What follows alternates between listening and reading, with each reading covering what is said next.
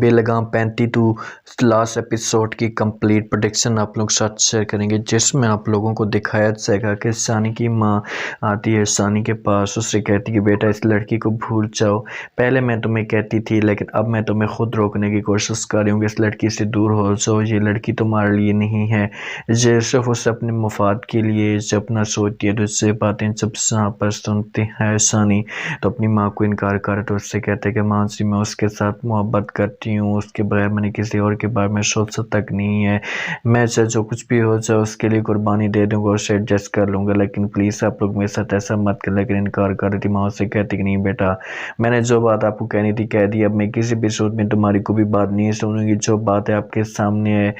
یہ لڑکی صرف اور صرف آپ کو دھوکہ دے رہی ہے، یہ لڑکی صرف اور صرف آپ کو وہ چونا لگا رہی ہے، آپ کے ساتھ کبھی بھی مخلص نہیں ہوگی، لیکن انکار کر دیتے اس طرح پر ثانی سے کہتے کہ چاہے جو کچھ بھی ہو جائے میرے ساتھ ہوگا، میں یہ سب کچھ برداشت کر دوں گا، لیکن میں اس کے بغیر ایک لمحہ بھی نہیں جی سکتا، جتنی محبت میں نے اس کے ساتھ کی ہے نا، آپ اس بات کو شاید نہیں جانتی۔ تو ماں کہتی کہ میں ہر چیز کو جانتی ہوں، ہر چیز کو سمجھتی ہوں، لیکن بتاؤ اس بارے میں ہوگا کیا، آپ کا نقصان ہوگا، آگے آپ کی اپنی مرضی، میں آپ کے اوپر کسی قسم کی کوئی پریشر جو ہے وہ نہیں ڈالنا چاہتی۔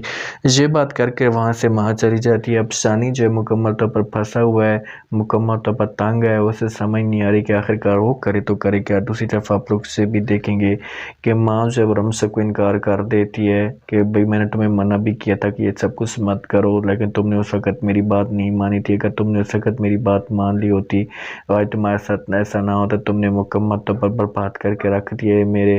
خاندان کو، میرے عزت کو، تمہارا باپ تمہیں چھوڑ کر گیا، صرف اور صرف آپ کی وجہ سے ہر چیز برباد ہوئی، آپ کی وجہ سے تمہیں ذرا بھی احساس نہیں ہے۔ تو اس یہاں پر جب ہم سے کہتی کہ ماں جی آپ مجھے جو سزا دینا چاہتے ہیں دے دیں پولیس، لیکن میں اب جانا چاہتی ہوں، معافی مانگنا چاہتی ہوں، انکار کر دیتی ہے۔ اس یہاں پر ماں سے کہتی کہ اب میں کچھ بھی نہیں کر سکتی، اگر تمہیں خود وہ لوگ معاف کرتے ہیں تو کریں، مجھے کوئی اعتراض نہیں ہے، لیکن خدا کے لیے اب یہ چیزیں چھوڑ دو، ان چیزوں سے اب کچھ بھی نہیں ملنے والا آپ کو،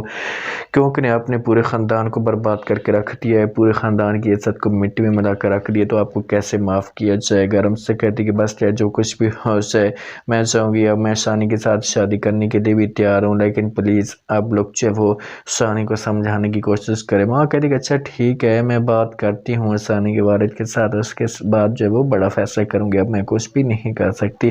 مزید آپ لوگ یہ دیکھیں گے کہ عفنان کو بھی اپنی غلطی کا احساس ہو جاتا ہے اور وہ جاتا ہے اور جا کر جو علیزہ کے پاس معافی مانگتا ہے اور کہتا ہے کہ علیزہ جو کچھ بھی ہونا تو ہو چکا ہے، مجھے معاف کر دے، میں بھٹک چکا تھا۔ علیزہ یہ باتیں سنتی ہے تو وہ انکار کر دیتی ہے عفنان کو، سے کہتی کہ عفنان میں تمہیں کیسے معاف کر دوں، مجھے بتاؤ تو صحیح، تم نے جو کچھ بھی کیا کیا معافی کے قابل ہے، میں آپ کو یہ چیزیں کہتی تھی سمجھاتی تھی، لیکن آپ نے اس وقت میری بات نہیں مانی، اب خدا کے لیے اب ان باتوں کو چھوڑ دو، اب میں آپ کے ساتھ کوئی بات نہیں کرنا چاہتی، نہ بحث کرنا چاہتی ہوں، معافی دور کی بات، اب میں آپ کی شکل بھی نہیں دیکھ چکنا چاہتی، لیکن آخرکار عفنان راضی کر لیتا اور اس ڈرامے کو جو ہے وہ آخرکار پھر اینڈ کر دیا جاتا ہے۔